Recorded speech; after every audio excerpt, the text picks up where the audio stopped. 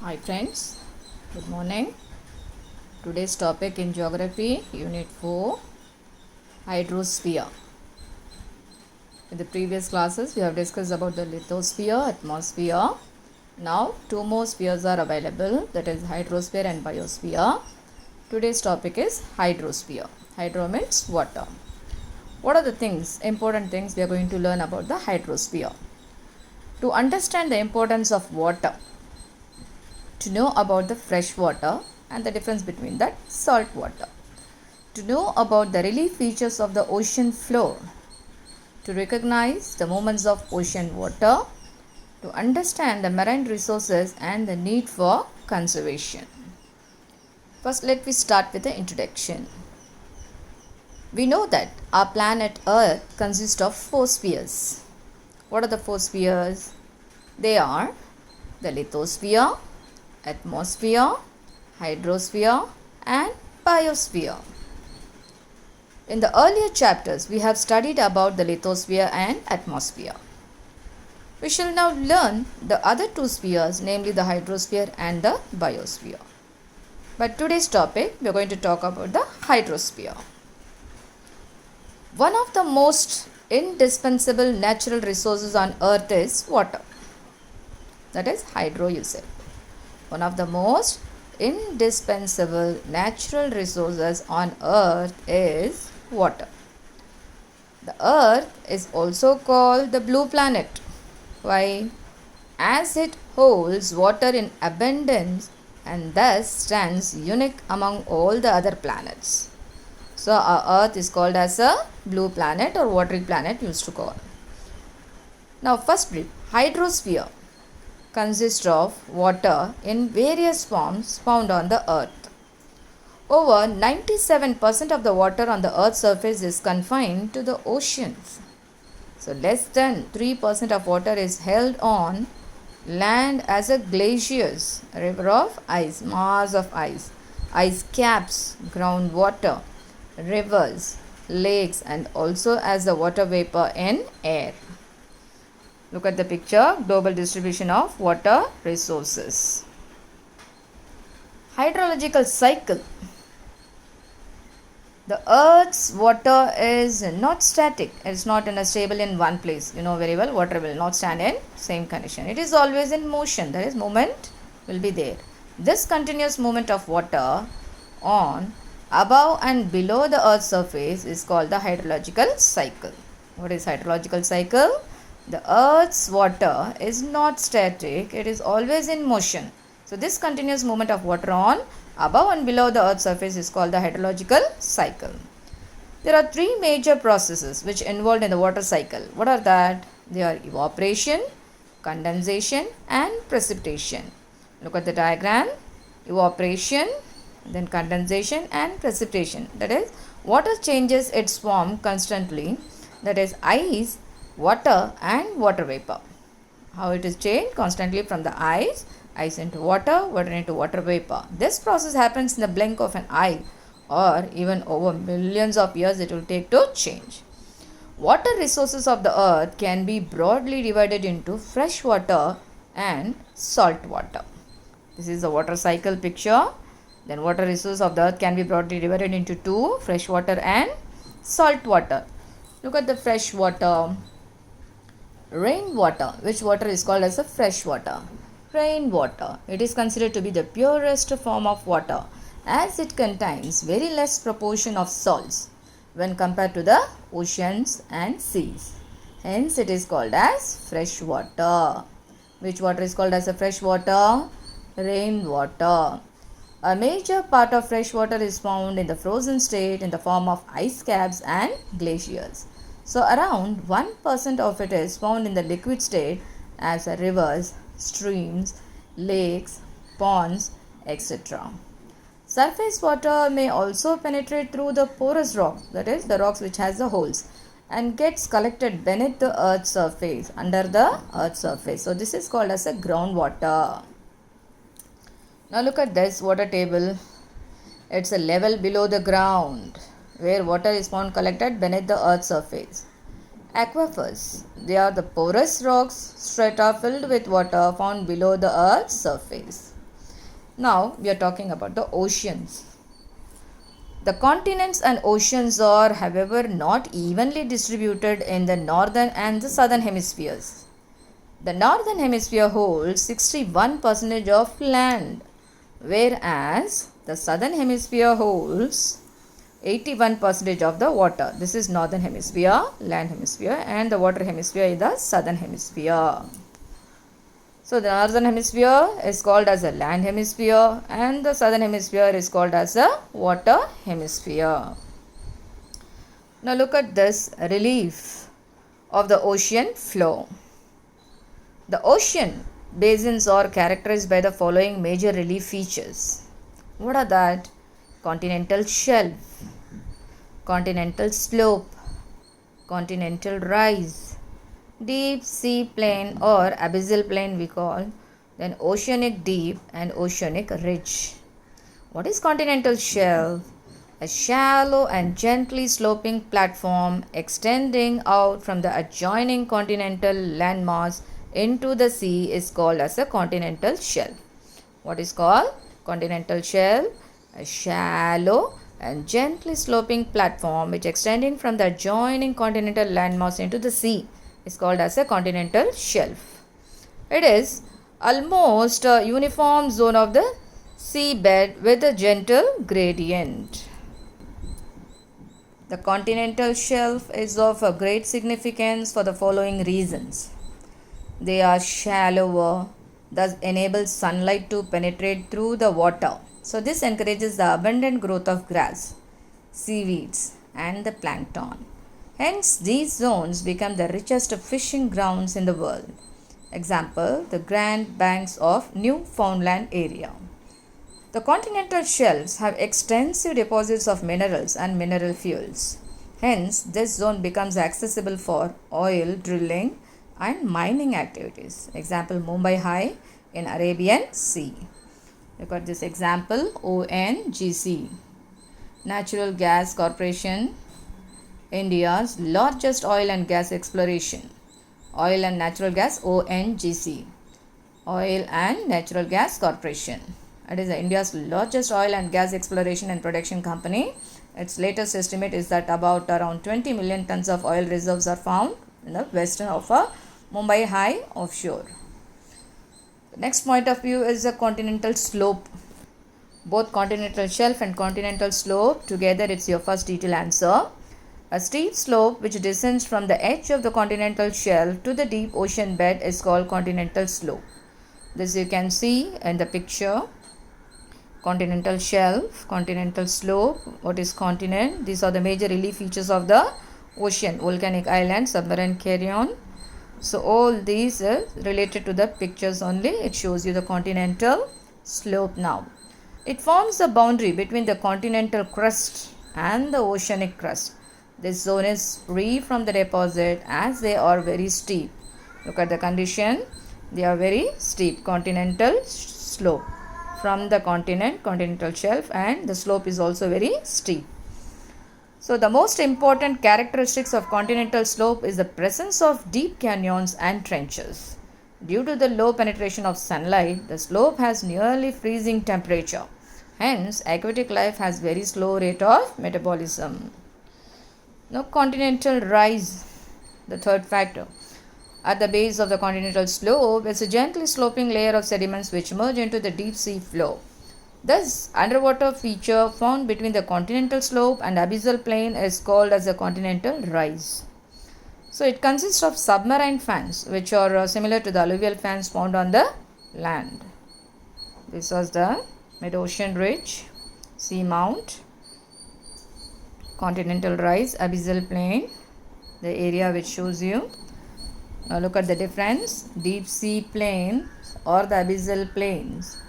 The deep sea plains or the abyssal plains or underwater plains found in the deep ocean floor. These plains extend from continental rise to the mid-oceanic ridges. The gradient of the slope is very gentle and it appears as a uniform, flat and featureless plain. So these plains are usually covered by the thick layer of the sediments composed of clay, silt and sand which brought by the rivers. So these are often characterized by the features like abyssal hills, seamounts, goyots, coral, atoll, etc. Abyssal plains, it is in the Atlantic and Indian Oceans, tend to be extensive than the Pacific Ocean because majority of the world's largest rivers empty their sediments into the either Atlantic or in the Indian Ocean. Example, Amazon, it's in a Atlantic region, Ganga and Brahmaputra river in Indian Oceans. Oceanic deeps. Trenches are the deepest part of the oceans and occupy about 7% of the total relief of the ocean floor. The ocean temperature in the trench is slightly cooler than the freezing temperature. So as they are sediment free, most trenches are V-shaped with the steep sides. Epicenter of the great earthquakes are also found in the trenches.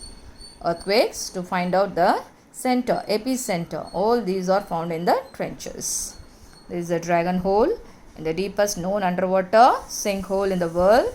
The local fishermen call it in the eye of the South China Sea. So this is it's given here. Now oceanic ridge. Oceanic ridge is a continuous submarine mountain chain. They are made up of young basaltic rock formed when two tectonic plates move apart. The mid-ocean ridge is probably the most extensive single feature of the Earth's topography. Two of the most well-known mid-oceanic ridges are the Mid-Atlantic Ridge and the East Pacific Ridge. The Mid-Atlantic Ridge is the largest unbroken oceanic ridge. Look at this. Mid-Atlantic Ridge. This is the Atlantic Ocean side. These are ridges you are finding over here between the continents of in between Africa and the American continent sides. Then movement of the ocean water. Ocean water is dynamic. Temperature, salinity, density, external forces of the sun, moon and the winds keep the ocean waters in movement, both horizontally and vertically. Waves and currents are in horizontal motion while tides have the vertical motion. Now we are going to see that what are the waves and the tides. Of all the movements of the ocean, sea waves are considered to be the strongest. Sea waves are ripples on water and then it caused when winds blow over the sea. The height of these waves depends on the speed of wind, its duration and the direction from which they blow. Sometimes waves are also caused by tremors which felt on the ocean floor. Such waves are quite destructive and called as a tsunami. The energy of the falling wave water is used to turn hydro turbines to generate the power. So wave energy power plants have been installed at Vizhinjam. It's an important one in Kerala coast and Andaman and Nicobar Islands of India. Tides. What are the tides? The periodic rise and fall of sea water due to the gravitational pull of the sun and moon on earth are called tides. What is tides? The periodic rise and fall of sea water due to the gravitational pull of the sun and the moon on the earth are called tides. What are the tides? They are classified broadly into two types, spring tides and the neap tides. Now look at the difference between this. When the sun, moon and earth are aligned in the same line, look at the types of tides which shows in the picture. The collective gravitational pull of the sun and moon on earth's water strengthens to form a high tide known as spring tide. Such tides always occur on full moon and new moon days. This is a spring tide. Now neap tide. Look at this. When the sun and the moon are at right angles, their gravitational forces work against each other, causing a low tide called neap tide. A neap tide occurs between two spring tides, that is twice a month, when the first and the last quarter moon appears. Now, ocean currents. The movement of oceanic water on the surface and at the depths in a definite direction is called as an ocean current. What is ocean current? The movements of oceanic water on the surface and at the depths in a definite direction is called as an ocean current. Ocean currents are in clockwise motion in the northern hemisphere, and in the southern hemisphere it moves in a anti-clockwise motion.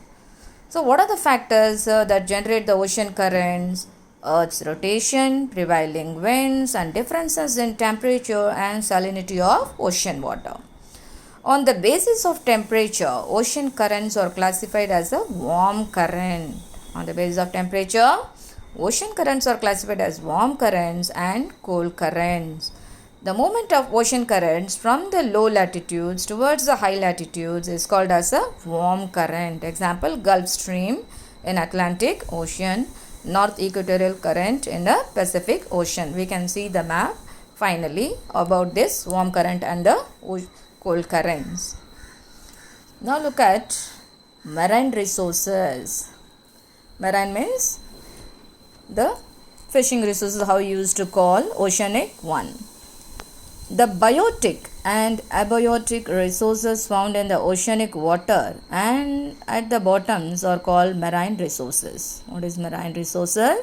The biotic. What is biotic? It describes the living component of an ecosystem. Examples such as plants and animals.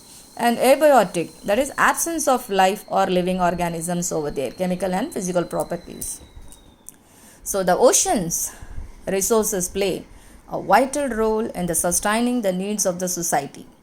A diverse array of marine organisms is used for food, medicine, cosmetics, and a wealth of industrial applications. The world's demand for energy, minerals, and water have become increasingly dependent on non-living marine resources. Related to this marine resources, the example, it's one of your detail answer, it's a third detail. This is your marine, deep sea coral reefs, how you are just finding out. Look at marine resources. It's divided into energy resources, mineral resources, and biological resources. Energy resources like energy fuels, tidal energy, wave energy, etc. Minerals like petroleum, natural gas, metallic minerals, sand, gravel, etc.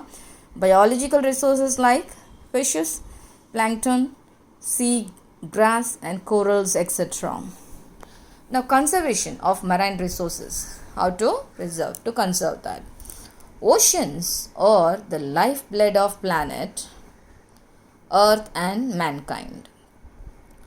The humankind depends on the marine resources for its survival.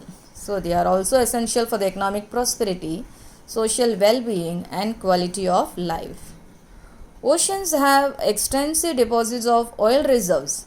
Besides a major fishing grounds, it helps in generating non-conventional energy, development of many ports and harbors for the trade activities.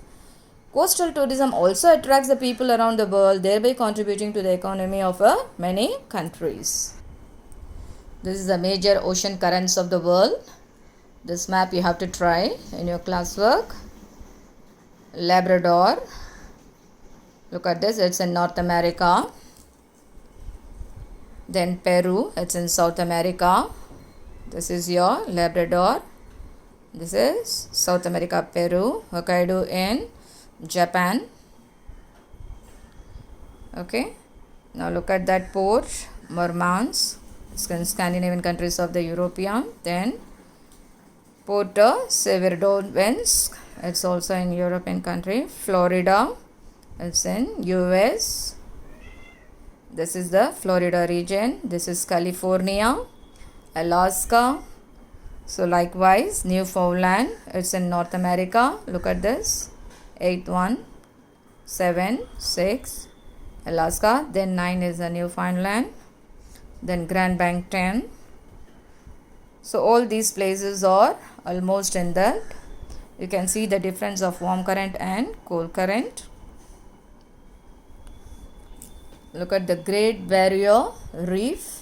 Is the world's largest coral reef system, which composed of 2,900 individual reefs and 900 islands stretching for about 2,000 kilometers. It covers an area of about 350,000 kilometers. The reef is located in the Coral Sea off the coast of Queensland, Australia. The Great Barrier Reef can be seen from the outer space. This sprawling coral reef system is one of the most biologically diverse places on the planet. So coral reefs are built by millions of tiny organisms, billions of tiny organisms, which is known as a coral polyps. This was labeled in CNN. It is also one of the 7 natural wonders of the world. This is the coral reef area. So dears, these are the important one related to your lesson. So please kindly go through the lesson, entire lesson. Thank you.